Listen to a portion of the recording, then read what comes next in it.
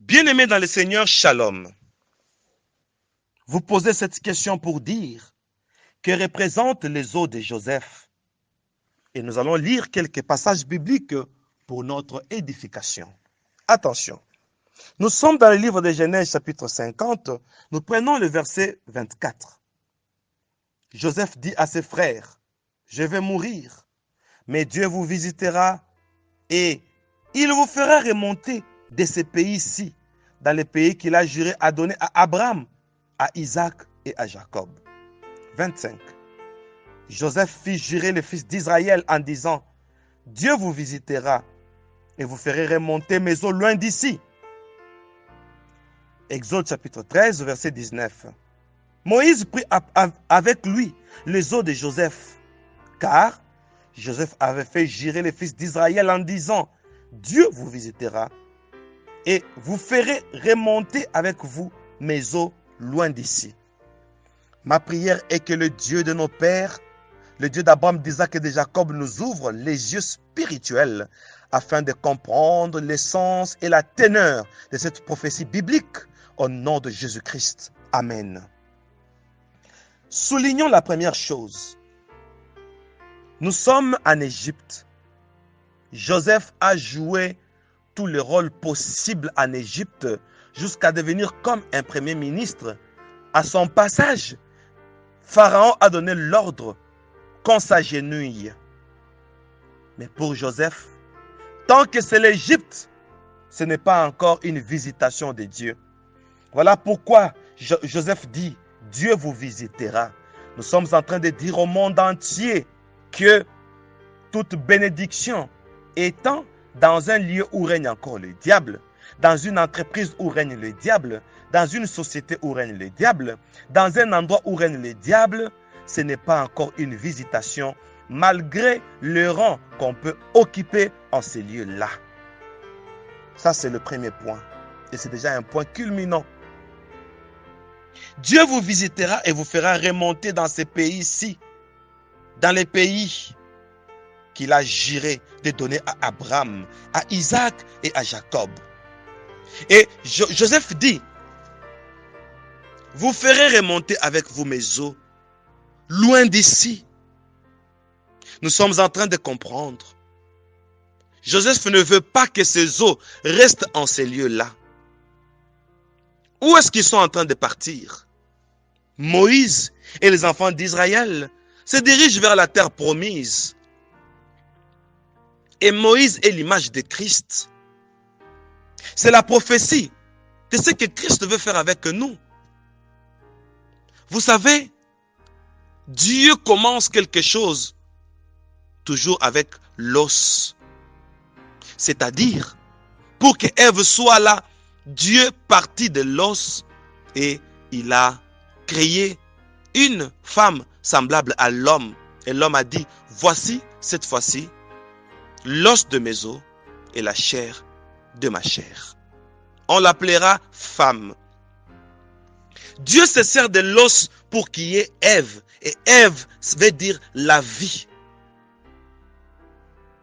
Et si Joseph dit qu'on puisse déplacer ses os, c'est une prophétie qui veut dire que là où ils vont, Dieu veut créer un nouveau peuple partant de l'os. Et ce peuple-là, ça sera un nouveau peuple. Là où vous allez, à Canaan, il faut qu'il y ait une nouvelle génération que Dieu va soutirer à partir des os de Joseph. C'est juste une prophétie qui veut dire que Dieu veut se faire un nouveau peuple. Attention, avec les os, on a créé Ève. Maintenant, si Joseph est l'image de Christ pour dire ceux qui vont vivre à Canaan seront tirés de Christ pour fabriquer une femme qui est l'Église. L'Église de ceux qui doivent aller à Canaan, c'est une Église qui ne dérive que de Christ. Et j'ouvre une parenthèse. Il y a les enseignements qui se promènent et aujourd'hui on nous parle des reliques. Aujourd'hui on nous parle des os, de sang. Et on nous dit que chacun et ils sont morts. Mais ça c'est vraiment abominable. Et ça c'est sortir de la révélation. le zoo de Joseph, Joseph étant le type de Christ, c'est une prophétie qui veut dire Dieu va se servir des os de l'homme pour fabriquer une femme. Et si Joseph, l'image de l'homme, l'image du Christ qui nous donne ses os, c'est pour dire fabriquez-moi là où vous allez une Ève, une femme, une église qui dérive de moi.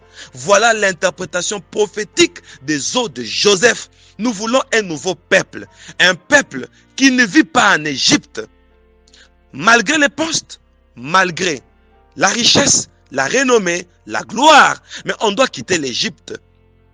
Les os de Joseph, c'est-à-dire le produit que Christ va utiliser pour fabriquer son église, sa femme, c'est vers Canaan. C'est une prophétie où Dieu part des os pour avoir une Ève. Dieu part des os de Joseph pour créer une nouvelle église qui doit vivre la Jérusalem céleste. Ce n'est pas question de reliques ici. Ici, c'est question d'un nouveau peuple que Dieu veut créer, d'une nouvelle église que Dieu veut créer, provenant de Christ. C'est ça, Joseph. C'est un projet. Et ce projet est en plein accomplissement parce que nous sommes une église du temps de la fin, une église qui se prépare pour l'enlèvement. Voilà l'église qui dérive des os du Christ. C'est nous, c'est toi et moi. Soyez bénis. Voilà la prophétie. Donc, nous sommes en train de comprendre combien Dieu s'est servi des os pour créer une femme à Adam. Quand Dieu se sert des os, ce qui veut dire que Adam est en train de dormir. Attention, le Seigneur est en train de voir son peuple qui commence à sombrer. Et il lui faut une femme, il lui faut une église pour apporter la vie, parce que Ève veut dire vie. Et nous ouvrons une parenthèse prophétique pour faire voir combien la création de Ève est une prophétie sur Adam, c'est-à-dire l'être humain. L'être humain est en train de sombrer. Alors il lui faut une aide semblable. L'Église, Dieu a créé l'Église afin de donner la vie à l'humanité. C'est ça Adam. Adam ici est le type de l'humanité. Si Dieu se sert des os pour avoir une femme, pour dire que l'os pour Dieu est une matière première pour avoir une femme qui est l'Église. Ainsi, bien-aimés, nous sommes en train de prophétiser sur le mystère des os. Regardons d'abord quand l'homme meurt. À la mort de l'homme, les os restent et les os restent pour typifier l'histoire. Nous avons les os, nous avons les dents, tout périt, sauf les dents, sauf les os. Voilà pourquoi, dans l'histoire des ossements desséchés, Dieu pose la question, il dit, Fils de l'homme, ces os peuvent-ils revivre? Il y a une vie. Si le terme existe, je ne sais pas, il y a une revie, c'est-à-dire on doit revivre une nouvelle vie. Voilà pourquoi Dieu dit, ces os peuvent-ils revivre? Le Fils de l'homme dit, Éternel Dieu, toi, tu le sais. Dieu pose cette question parce qu'il le sait. Effectivement, comme l'a dit le prophète, tu le sais. Dans les os, il y a une nouvelle vie. Dans les os, il y a la prophétie de la femme. Dans les os, il y a la prophétie de l'Église, symbolisée par la femme. Ève donne la vie, l'Église donne la vie. Voilà pourquoi la femme devait provenir de l'os pour dire que l'Église proviendra de l'os. Donc, par l'os, Dieu nous crée l'Église. Et nous rentrons dans la prophétie. Voilà pourquoi Dieu conserve l'os. C'est la prophétie de l'Église. L'Église, c'est quelque chose à conserver. L'Église, c'est quelque chose à protéger. L'Église, c'est quelque chose à défendre. Parce que l'Église nous donne Ève. Ève nous donne la vie. Bien-aimés, regardons dans les Écritures. Vous allez vous rendre compte que les os d'Élisée pouvaient redonner la vie. Et Élisée continue à mourir. Mais ces eaux ont donné la vie. Pour dire que ce qui a la prophétie de l'Église, ou ce qui détient la prophétie de l'Église, ça ne périt jamais. Toi, tu peux mourir, mais la grâce qui est en toi ne mourra jamais. Voilà pourquoi Élisée est mort, mais ces eaux pouvaient ramener quelqu'un à la vie. C'est une prophétie qui dit, c'est lui qui conserve mal le don de l'Église qu'il a. Il partira, mais le don restera. Dieu continuera à opérer même sans vous, si vous négligez la grâce qui est en vous.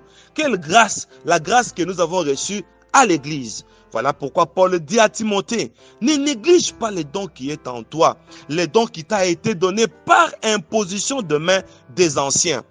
Les anciens d'où? Les anciens de l'Église. C'est que l'Église nous vivifie, c'est que l'Église nous restaure, c'est que l'Église nous donne des dons.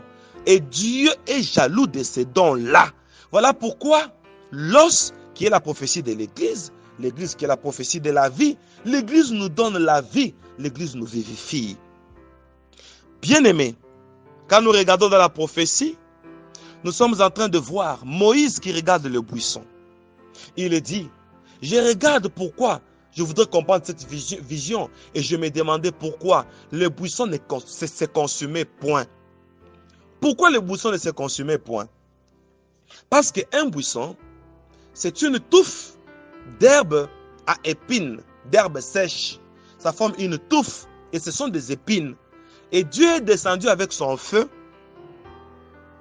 dans un buisson et le buisson ne s'est consommé, point. Alors, pourquoi ici, Moïse se rend compte que le buisson ne se consume point plutôt?